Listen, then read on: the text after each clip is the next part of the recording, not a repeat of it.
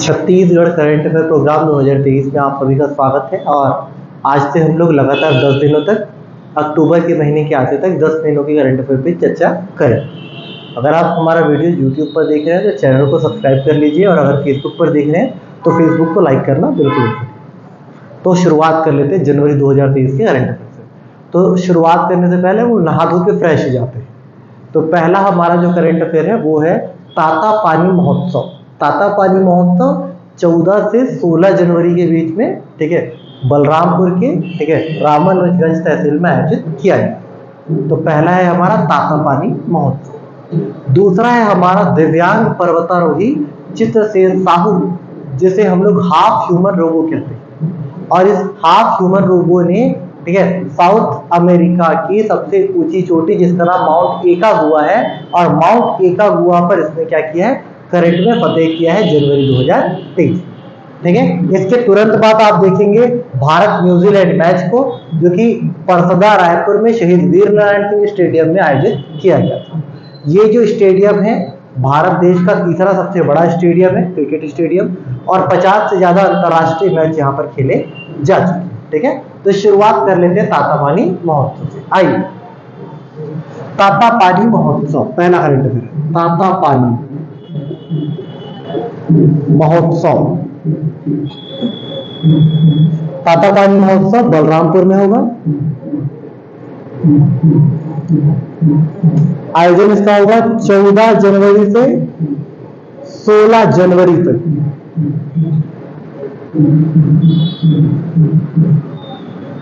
ठीक है, तातापानी महोत्सव। दूसरा याद रखिए, पहला है ये, दूसरा चित्रसेन साहू।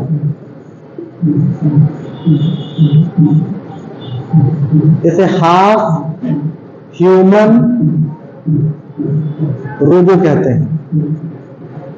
क्या किया है इसने, तो दक्षिण अमेरिका की सबसे ऊंची चोटी,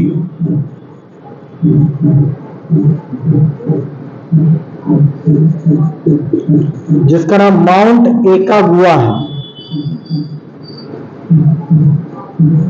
क्या नाम है, माउंट एका गुआ, और 6962 मीटर ऊंचाई को फतेह किया है।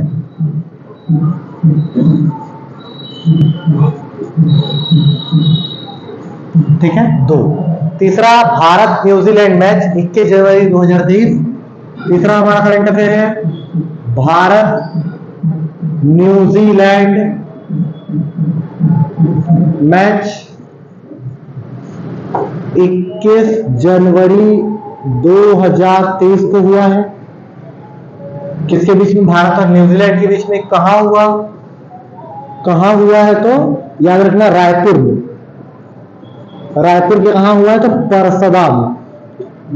और परसदा में क्या है, तो शहीद वीर नारायण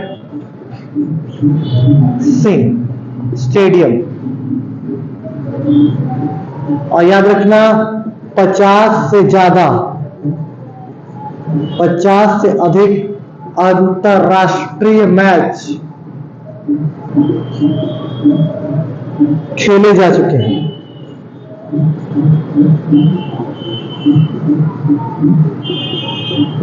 पचास से ज्यादा अंतरराष्ट्रीय मैच खेले जा चुके हैं। कहा, शहीद वीर नारायण सिंह स्टेडियम में, जो कि परसदा रायपुर में। इसके बाद मुगल कालीन सिक्के मिले हैं, ठीक है, डोंगरगढ़ से। डोंगरगढ़ की एक जगह है नवागांव, ठीक है, और नवागांव में एक बाजार है, उस बाजार से मुगल कालीन सिक्के आपको मिले हैं, जिसमें 65 चांदी के सिक्के हैं। कितने सिक्के चांदी के हैं, 65। 3 सिक्के मिश्र धातु के हैं और 3 कड़े। और ऐसा कहा जाता है कि ये जो सिक्के हैं अहमद शाह, जिसे मुगल शासक के द्वारा जारी किया गया। तो याद रखिएगा, चौथा जो हमारा करंट अफेयर है, यहां पर लिख देता हूं, मुगल कालीन सिक्के।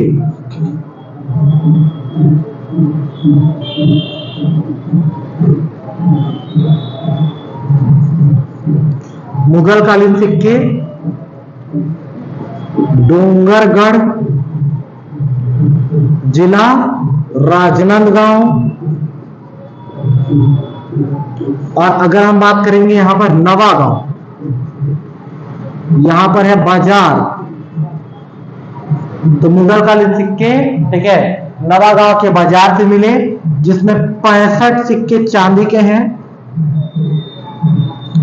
3 सिक्के मिश्र धातु और 3 कड़ा मिला है, ठीक है। और ऐसा कहा गया है कि ये अहमद शाह द्वारा जारी किया है, अहमद शाह द्वारा जारी सिक्का है। अहमद शाह कौन थे? तो मुगलकालीन शासक थे। स्क्रीनशॉट ले लीजिए, ठीक है। इसके बाद पद्म पुरस्कार को देखेंगे, बहुत ही इंपॉर्टेंट है। पद्म पुरस्कारों की शुरुआत 1954 में हुई थी। आगे चल करके मोरारजी देसाई की सरकार ने इसको बंद कर दिया 1975 में, और ठीक है 75 से 77 के बीच में, और 1980 में एक बार फिर से इंदिरा गांधी की सरकार ने इसको क्या किया, ठीक है, फिर से पद्म पुरस्कार को जारी किया, आगे लाया। तो पद्म पुरस्कार 2023 की बात करेंगे, 106 पद्म पुरस्कार रिलीज हुए। पद्म पुरस्कार की बात करेंगे, बहुत इंपॉर्टेंट है। पद्म पुरस्कार 106, भारत में टोटल क्या 106 पद्म पुरस्कार दिए गए। याद रखना, पद्म पुरस्कारों की घोषणा हमेशा 26 जनवरी के अवसर पर किया जाता है, ठीक है। और पद्म जो पुरस्कार है, इसके अंतर्गत 3 पुरस्कार आते हैं। इसके अंतर्गत पहला आता है पद्म भूषण, अच्छा पहला आता है पहला विभूषण, दूसरा आता है पद्म भूषण, और तीसरा आता है पद्मश्री,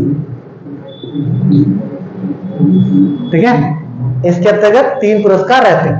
तो आप लोग याद रखिएगा, इस बार देश में 106 पद्म पुरस्कार को रिलीज किया है, जिसमें 6 पद्म विभूषण है। पद्म विभूषण की संख्या कितनी है? 6।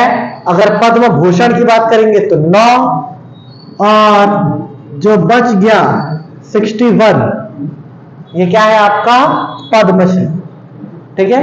तो याद रखना कितना 61 पद्मश्री, 9 आपका पद्म भूषण और 6 आपका पद्म विभूषण मिला है। छत्तीसगढ़ की जब बारी आएगी तो आप समझिए, छत्तीसगढ़ को 3 पुरस्कार मिला है, 3 पद्म पुरस्कार छत्तीसगढ़ के खाते में आया है।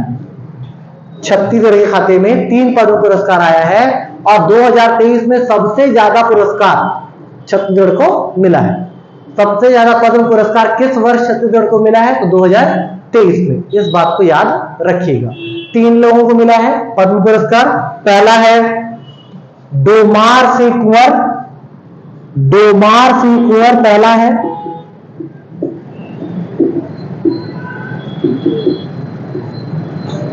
इसको पद्मश्री मिला है, पद्मश्री,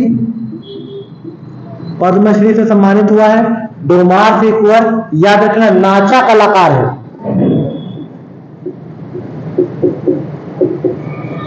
और बालोद से आता है, ठीक है, बालोद से आता है डोमार सिंह कुंवर, और नाचा कलाकार है। दूसरी है उषा बारले, इसका तो आप लोग नाम सुने ही होंगे, उषा बारले का। इसका भी क्या मिला है? पद्मश्री। उषा बारले का नाम सुने होंगे ना, पंडवानी से, ठीक है, काम करती है पंडवानी, और दुर्ग से आती है। कहां से आती है? दुर्ग से। और तीसरा नाम है अजय कुमार मंडावी का, अजय कुमार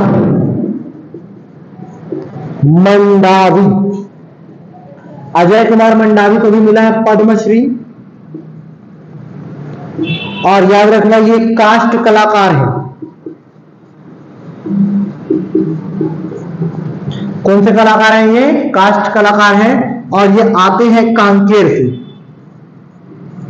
तो 3 लोगों को मिला है, सबसे ज्यादा पुरस्कार मिला है छत्तीसगढ़ को पहली बार 2023 में पद्म पुरस्कार। 3 पद्म पुरस्कार हमको मिले। अच्छा याद रखना, तीजन बाई, यहीं पर पद्म पुरस्कार की बात आ रही है, तो तीजन बाई को मैं बता देता हूं।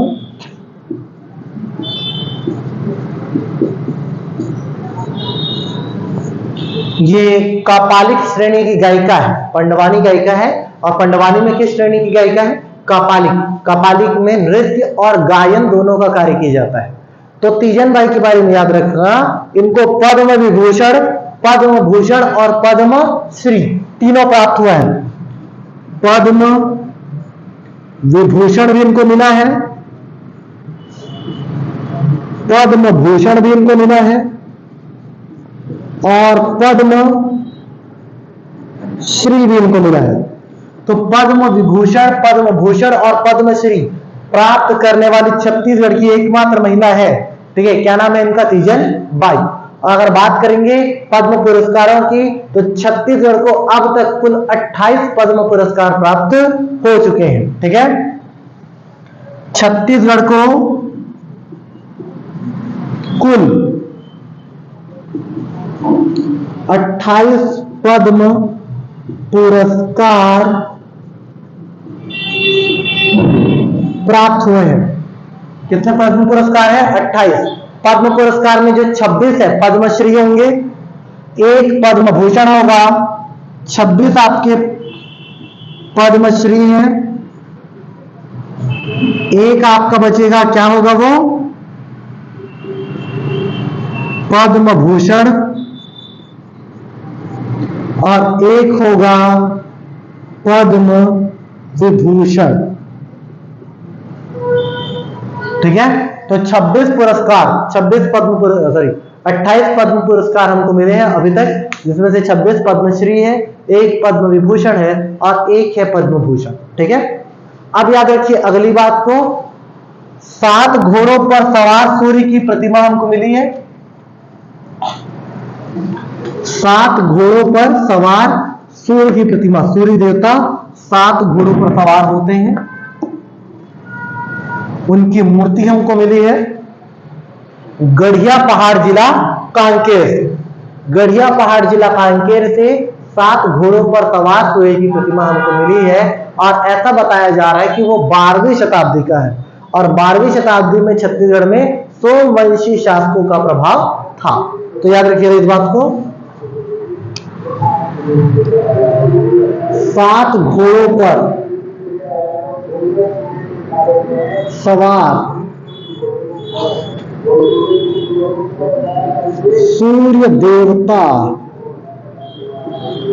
की प्रतिमा यह मिली है गढ़िया पहाड़ से। गढ़िया पहाड़ कांकेर से मिला है, गढ़िया पहाड़ कांकेर से मिला है, और ऐसा कहा गया कि 12वीं शताब्दी का है। कब का है? 12वीं शताब्दी का। और क्या बात है इसमें कहा गया है कि सोमवंशी शासकों द्वारा निर्मित है। सोमवंशी शासकों द्वारा निर्मित है। क्या निर्मित है? 7 घोड़ों पर सवार सूर्यदेव की प्रतिमा। अगला याद रखिए, शिव मंदिर के अवशेष मिले हैं 9वीं से 10वीं शताब्दी की। शिव मंदिर के अवशेष सिरपुर से मिले हैं। यहां पर लिखता हूं, शिव मंदिर के अवशेष, याद रखना, शिव मंदिर के अवशेष 9वीं से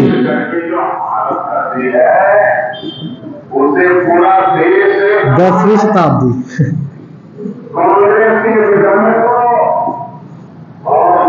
चुनाव प्रचार चल रहा है जोरों शोरों से। ठीक है, तो आप लोग को कोई, ठीक है, उससे तनाव लेने की आवश्यकता नहीं है, आराम से बने रहिए। ठीक है, तो 9वीं से 10वीं शताब्दी के बीच तक है शिव मंदिर का अवशेष मिला है, और ये सिरपुर महासमुंद से हमको मिला।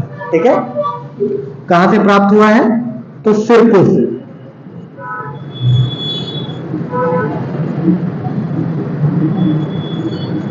और सिरपुर कहां है? माधव। उसमें क्या प्राप्त हुआ है? खंडित नंदी इसके बाद आपको मिला है क्या, द्वार शाखा के अवशेष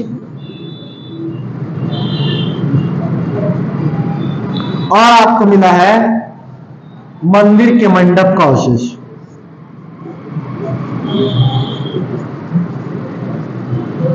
मंदिर मंडप का अवशेष इतना मिला है। क्या मिला है, भगवान शिव की प्रतिमा मिली है, भगवान शिव की खंडित प्रतिमा मिली है। ठीक है, कहां से, सिरपुर माधवन से। कब का है, 9वीं से 10वीं शताब्दी का। इसमें खंडित नंदी, द्वार शाखा और क्या, मंदिर मंडप का अवशेष आपको देखने को मिले। ठीक है, इसके बाद नारंगी चमगादड़। नारंगी चमगादड़ आपको कांगेर घाटी बस्तर में देखने को मिले। नारंगी चमगादड़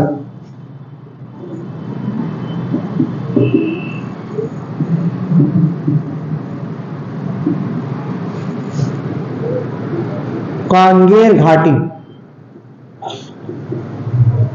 और ये बस्तर में, कांगेर घाटी बस्तर में आपको नारंगी चमगादड़ देखने को मिले। याद रखना, प्रदेश का सबसे बड़ा ग्रामीण औद्योगिक पार्क। ठीक है, प्रदेश का, ये इंपॉर्टेंट है, प्रदेश का सबसे बड़ा ग्रामीण औद्योगिक पार्क। याद रखना, ये तूरेनार में है और तूरेनार है बस्तर में। सबसे बड़ा ग्रामीण औद्योगिक पार्क ये तूरेनार में है और तूरेनार कहां है, बस्तर में। इस चीज को याद रखिएगा। ठीक है, और यहां पर 19 प्रोसेसिंग यूनिट लगे हुए हैं। 19 प्रोसेसिंग यूनिट लगे हैं। कितना प्रोसेसिंग यूनिट लगा है यहां पर, 19। अब अगली बात, युवा महोत्सव का आयोजन। पहली बार प्रदेश में युवा महोत्सव का आयोजन किया गया है 28 से 30 जनवरी के बीच, और इसमें 18 से 40 और ठीक है 40 वर्ष से ज्यादा के लगभग 3000 लोगों ने क्या किया है, भाग लिया है। याद रखना, युवा महोत्सव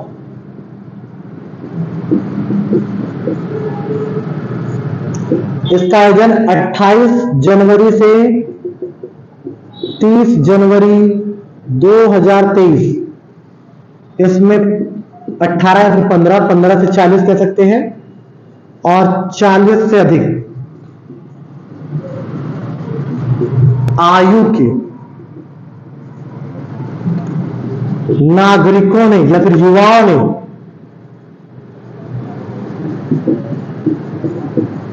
भाग लिया। भाग लिया का मतलब शामिल हुए, भागे नहीं यहां। ठीक है, और कितने लोग शामिल हुए, तो 3000 लोग। ठीक है, 3000 लोग। प्रदेश का पहला युवा महोत्सव है। प्रदेश का क्या है, पहला युवा महोत्सव है। इसके बाद याद रखिएगा, चावल खरीदी, फिर धान खरीदी जिसको आप लोग कहते हो, 1 जनवरी 2022 से शुरू हुआ और 31 जनवरी 2023 तक चलेगा। कब से चालू होगा, 1 जनवरी 2022 से, और 1 जनवरी 2022 से 31 जनवरी 2023। धान खरीदी का लक्ष्य यहां पर रखा गया था। ठीक है, 1.10 करोड़, लेकिन खरीदी कितनी हो गई, 1.7 करोड़।